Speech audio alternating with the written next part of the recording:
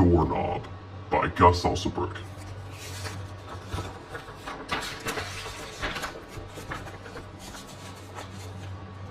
"20 years have passed since Mr. Gatsby passed away in the house near the woods on October 2nd, 1980. At least that's what the rumors around the town of Goreville, Georgia led to.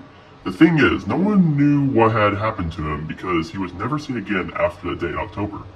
No one really cared to figure out what had happened to him, for no one in the town even remotely trusted him when he came around. Mr. Gatsby practiced Danteism, a belief that a god, Dante, is all-powerful and every living being is an entity that's supposed to worship him. Dantes believed that if anyone opposes his power, they shall rot in the inferno for eternal suffering. Dantes also believed that they could create sacred doors to lead anyone in the inferno. By doing this, the cultists could throw anyone through the doors who commits blasphemy against Dante. After hearing what he believed in, it's no surprise that nobody really wanted to be around him. And it didn't help him that every time he came around, somebody the next day would be gone without a trace. For example, on June 9th, 1978, he came to a local gas station to get some cigarettes, where he met an old lady named Mrs. Farkle. They both had a long talk about how it's been years since they saw each other and went back to their separate ways.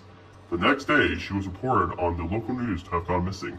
The residents and the police searched for everywhere around town, but she was not to be seen.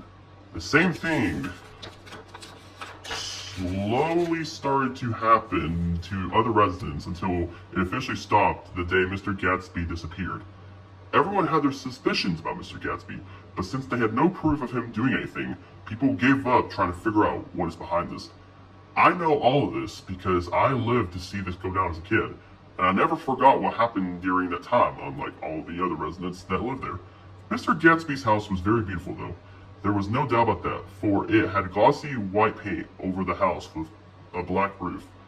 Even though the house was pleasant to look at in the past, there was no doubt that his house always had an eerie feeling that would make me uneasy. The house looks atrocious now, with it slowly decaying and no one to take care of the house. Lord knows what kind of rituals he would practice there too. I never believed in all that Dante cult nonsense, but I knew for sure that I didn't want to step foot in Mr. Gatsby's house. That was until I had to go on October 16th, 2000 for my job as a local sheriff. There was a report that someone who looked like Mr. Gatsby was walking around his house. I thought it was some misunderstanding, but I still arrived at the house to investigate. I brought my partner in crime, Lizzie, along with me in case anything got ugly. We got out of the police car and went to the front door, only to see termites eating away the white door. Lizzie never liked anything that involved bugs, and I can confirm this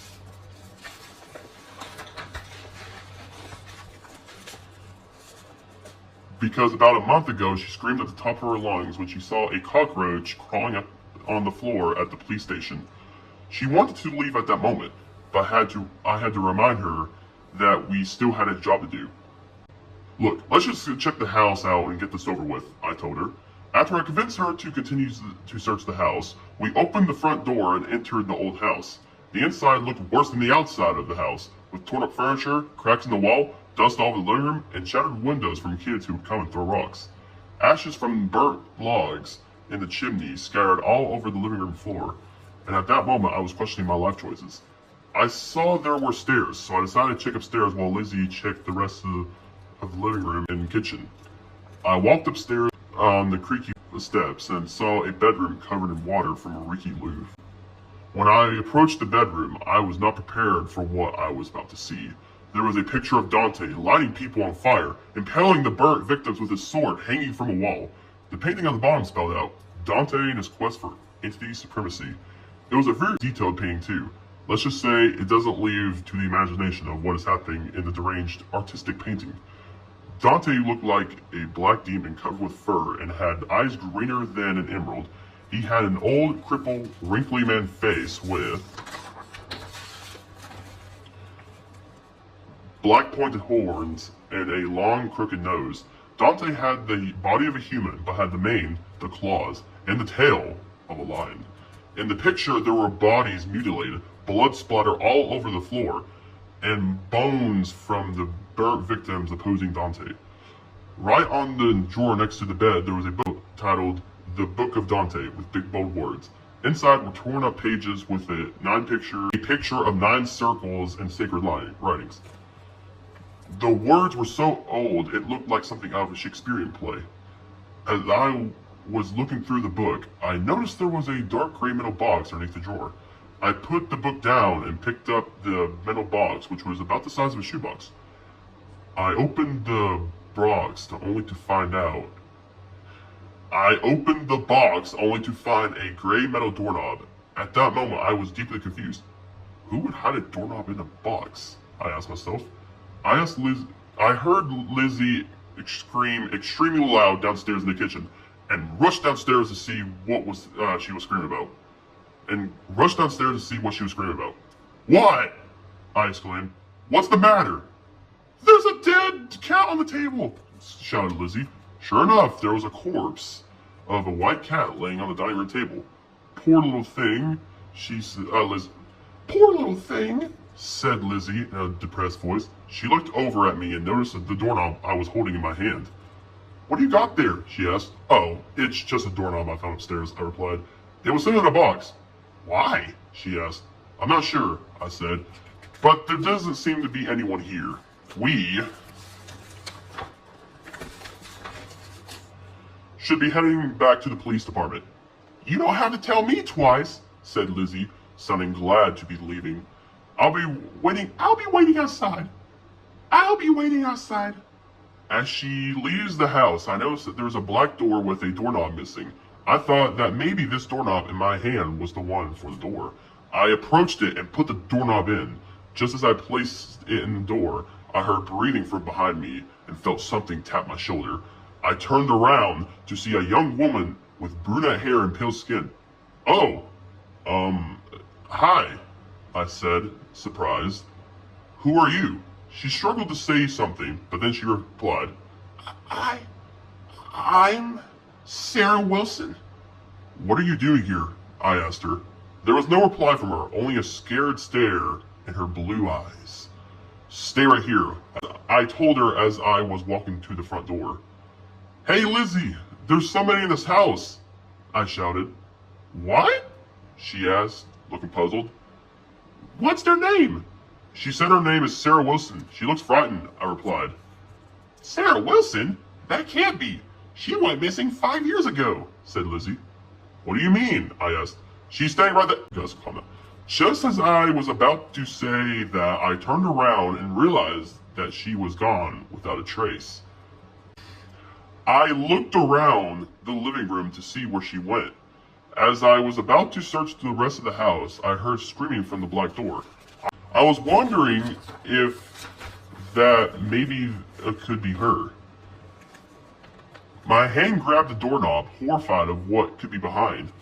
When I opened the black door, I couldn't believe what my eyes were beholding.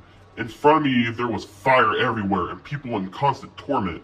I was too shocked and speechless to notice Sarah standing right behind me. She shoved me in and I fell on red granite rocks. She shut the door behind me, and as I got up quickly to open the doorknob was not there. There was no way I could return home to Mr. Gatsby. There was no way I could return to Mr. Gatsby's house, and the door disappeared. And I took a long look at what I was seeing, which was nothing but fire, red granite rocks, and an atmosphere covered with nothing but dark red clouds. I was starting to panic and thought that this couldn't be real, right? This must be a dream. It was hard to concentrate on the spot with the temperature being hundreds of degrees. It was painful to hear all the screams of people suffering, and from 20 feet away I could see a man staring right at me. He approached to me and I could see more of his face, the round glasses, an old face with white hair, blue eyes. I knew it could only be one person. Welcome, fellow officer, exclaimed Mr. Gatsby. I see that you met my apprentice Sarah at the house. I know what you're thinking. This looks as if this is the worst place you'll ever be, he said. But I assure you, you'll get over it soon. I heard of a high-pitched, sinister scream coming from on top of a rocky hill beside me. Oh! And a heads up, you better be prepared to get your body torn apart a lot. It's Dante's favorite thing to do, said Mr. Gatsby. But on the bright side, you can never die. Just as he said that, a small group of people came running down the hill in terror. On top of the hill was Dante holding a decapitated head in his right hand while carrying a sword in the other. He threw the head at me, and I was in disgusted belief of the person's head in my hands. It was the head of Mrs. Farkle. Run! She screamed. I ran with the small crowd of people running, trying to get away from the wrath of Dante. Terrified because I realized what's to come, there was only one thing I could hope for, and that's to hope and pray that there may be a way out of here. The end.